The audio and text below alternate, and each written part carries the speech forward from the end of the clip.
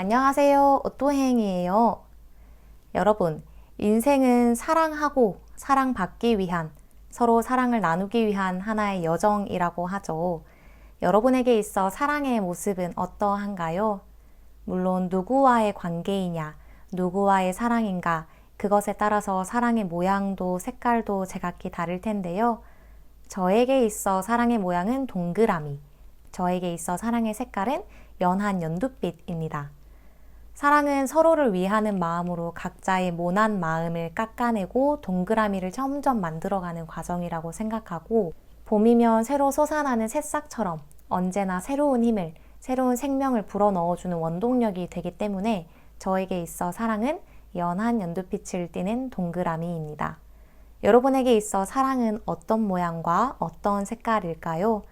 또 사랑의 정의는 어떠할까요?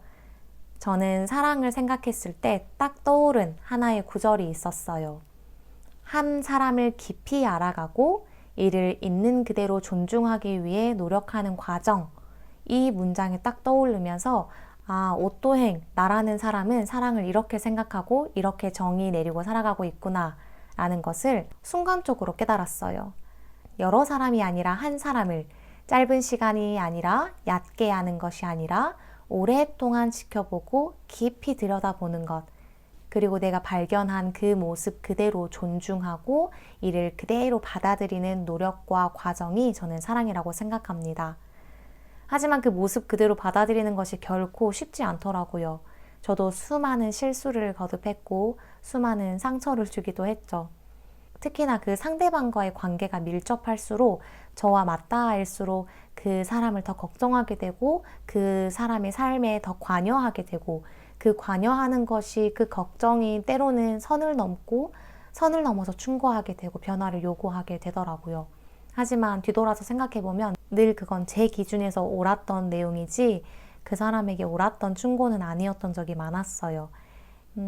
그렇게 선을 넘어서 그 사람 있는 모습 그대로를 받아들이지 못하고 선을 넘어서 충고하고 선을 넘어서 그 사람을 변화시키려고 하는 것은 건강한 마음이 아니고 건강한 모습의 사랑이 아니었습니다.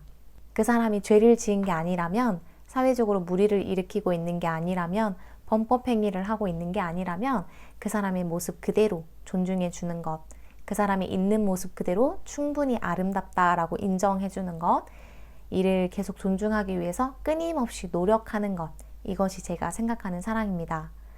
제가 가진 이런 사랑에 대한 견해와 같은 결의 이야기를 풀어주는 아주 재미있고 유의미한 사랑 철학책을 만났습니다. 사랑과 철학이라, 사랑을 철학적으로 푼다니? 말만 들어도 너무 어렵게 느껴지지만 이 책은 어렵지도 무겁지도 않습니다. 아주 의미 있는 이야기를 나누지만 술술 잘 익히는 쉬운 책입니다. 바로 이충영 작가님의 가장 사적인 관계를 위한 다정한 철학책입니다. 색깔도 아주 예쁘죠? 트렌디한 표지로 이렇게 잘 빠졌어요.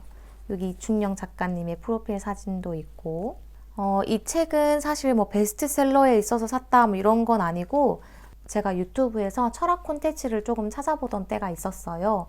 그때 알고리즘 추천을 통해서 이 작가님을 알게 됐고, 그때 마침 이 작가님께서 책을 출판하신다고 하시기에 궁금해서 바로 구매했었습니다. 유튜브는 잘 보지 않기 때문에 이 작가님의 여러 영상을 시청한 건 아니지만 이 작가님의 영상을 시청할 때마다 작가님의 설명이 귀에 쏙쏙 들어왔었는데 역시나 이 책도 어렵지 않았습니다.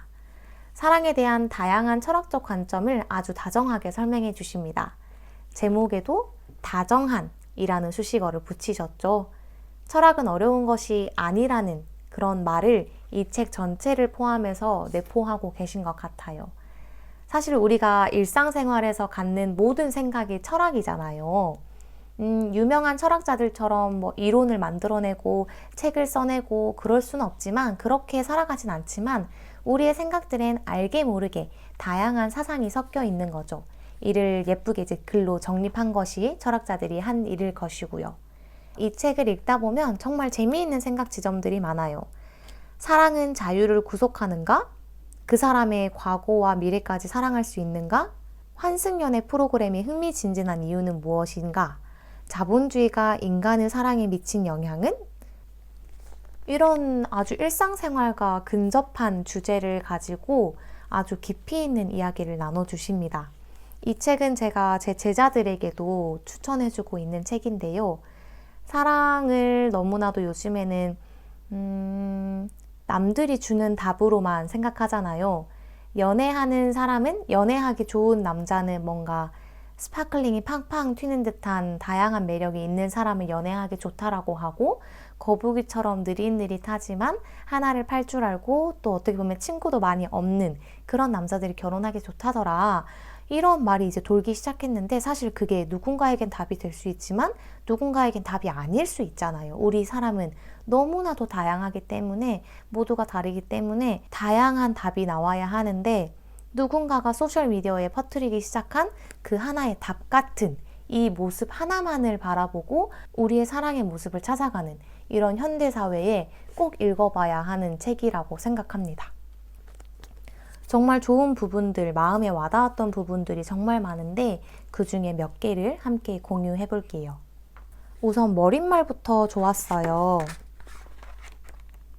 사랑은 인간이 경험할 수 있는 가장 복잡한 현상이다. 느닷없이 찾아왔다 사라지며 우리를 환희에 차게 만들었다가 다시 벼랑 끝에 선 심정으로 내몰기도 한다. 사랑이라는 현상 전체를 이해하기엔 한 사람의 인생은 너무 짧다. 아니, 지금까지 인류가 지혜를 향해 걸어온 모든 과정을 통해서도 사랑은 여전히 커다란 미스터리로 남아있다. 어쩌면 거대한 우주보다도 가장 미시적인 원자 세계보다도 더 미지의 영역에 놓여있는 것이 사랑일지도 모른다. 그러니 짧은 영상 몇 개, 책 몇 권으로 사랑의 정답을 찾으려 하는 건 너무 무모한 시도일 테다. 그렇다면 사랑을 더 잘 이해하기 위해, 또 사랑을 더욱 풍요롭게 만들기 위해 우리가 할 수 있는 일은 뭘까? 바로 다양한 사랑의 가능성을 들여다보는 것이다. 단순 명쾌한 해답을 찾아 헤매기보다 그동안 미처 주목하지 못했던 사랑의 면모들이 무엇인지 살펴봐야 한다. 모든 인간은 그가 살아가는 시대의 조건에 강력한 영향을 받는다. 오늘날 우리가 알고 있는 사랑의 모습, 그리고 우리 사회가 당연한 듯이 말하는 사랑의 모습 또한 그 시대의 선입견을 담고 있다. 우리는 그런 선입견을 파헤치고 그 안에 있는 사랑의 진정한 모습을 마주할 필요가 있다. 이게 방금 제가 소개해 드렸던 그런 내용을 품고 있는 거죠. MBTI에 맞춰서 나에게 맞는 사람을 찾는다거나, 어떤 사람을 단순히 유형화해서 어떤 공식이 있는 것처럼 사랑을 쉽게 생각하고 판단하고 싶어 하고 답을 찾아내고 싶어 하는 그러한 현상이 가득한 지금 이 상황에서 사랑은 결코 그렇게 명쾌하게 답을 찾을 수 없어. 그러니 우리 다양한 사랑의 가능성을 들여다보자 라고 하면서 책의 포문을 여는 이 부분이 정말 좋았어요. 그리고 일부에 사랑에 대한 정의를 내려놓았는데 이 부분이 정말 마음에 와닿더라고요. 사랑이란 무엇일까? 사랑의 가치는 감각적 쾌락이나 정서적 만족보다 더 근원적인 차원에 있다.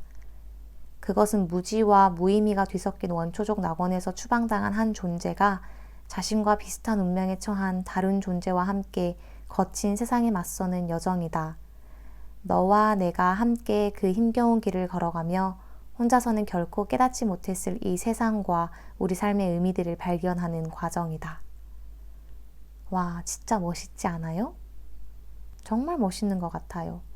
무지와 무의미가 뒤섞인 원초적 낙원에서 추방당한 한 길을 잃은 어떤 존재, 어디로 가야 할지 아무것도 모르는 존재가 자신과 비슷한 운명에 처한 다른 존재와 함께 이 거친 세상에 맞서는 여정, 그리고 함께 그 힘겨운 길을 걸어가면서 혼자서는 결코 깨닫지 못했을, 혼자서는 결코 이겨내지 못했을, 혼자서는 결코 버티지 못했을 이 세상과 우리 삶의 의미들을 발견하는 과정이다.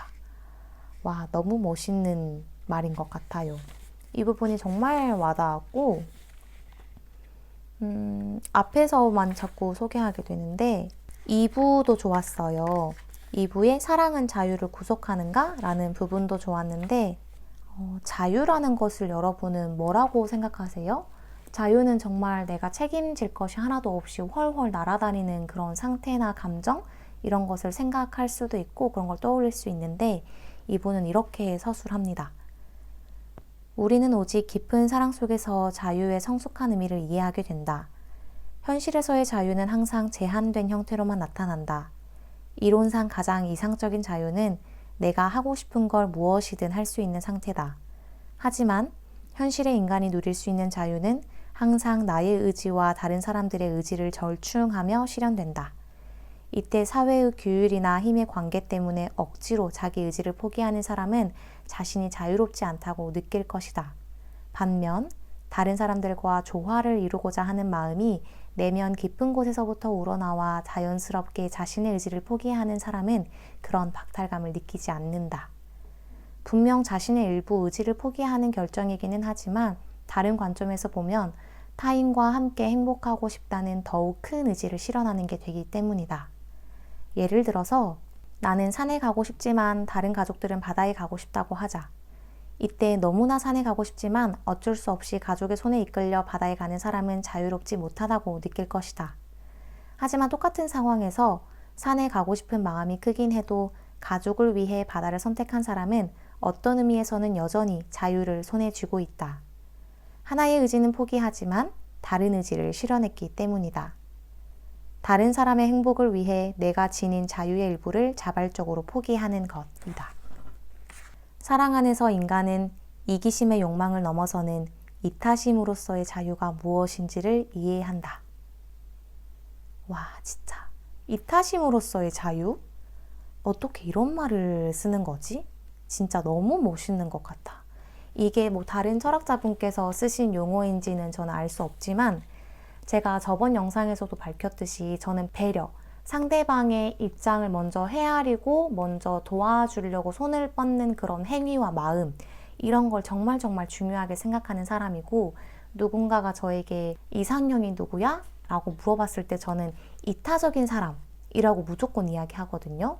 근데 와, 정말 이 어구가 마음에 확 와닿았어요. 사랑 안에서 인간은 이기심의 욕망을 넘어서는 이타심으로서의 자유가 무엇인지를 이해한다.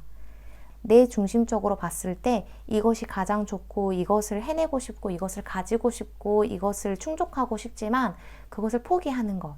왜? 나보다 그 사람이 행복한 것이 더 좋기 때문에, 그것을 바라보는 것이 더 행복하고 더 충만한 마음이 들기 때문에, 더욱 보람차고 더욱 뿌듯한 마음, 더욱더 감사한 마음이 들기 때문에, 그리고 그것이 억지로가 아니라 사랑 때문에 자연스럽게 되는 것. 한 번에 생각은 곱씹을 수 있지만 한 번에 의지는 더 발현시킬 수 있지만 그것을 꾸역꾸역 하는 것이 아니라 원해서 나의 의지를 가지고 하는 것.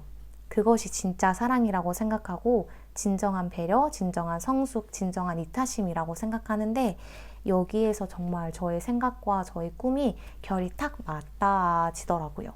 그래서 이 부분이 정말 좋았습니다. 더욱더 말하면 많은 것이 수포가 되기 때문에 말할 순 없지만 이렇게 줄을 쳐가면서 정말 재밌게 좋게 읽었던 책이고요. 이 책은 나중에도 다시 펼쳐서 읽어보고 싶은 마음이 있어요. 마지막 부분에 작가님의 말로써 이 영상을 가름해볼까 합니다. 오늘날 우리는 지구 전체가 하나로 통합된 초연결 사회를 살고 있다. 그런데 이런 시대적 조건은 오히려 사랑의 가능성을 자꾸만 제한하려 한다. 개성과 다양성을 표방하지만 다들 비슷한 것을 욕망하고 비슷한 방식으로 행동하도록 이끌린다. 우리는 이러한 시대적 흐름에 맞서 사랑의 다양한 가능성을 지켜내야 한다. 점점 잊혀가는 다양한 사랑의 형태를 상기하고 사회 바깥으로 밀려나는 사랑의 현상을 포착해야 한다. 우리가 불가능하다고 생각하는 사랑은 실제로도 불가능하게 될 것이다. 오직 가능하다고 여기는 사랑만이 실제로도 가능하게 될 것이다.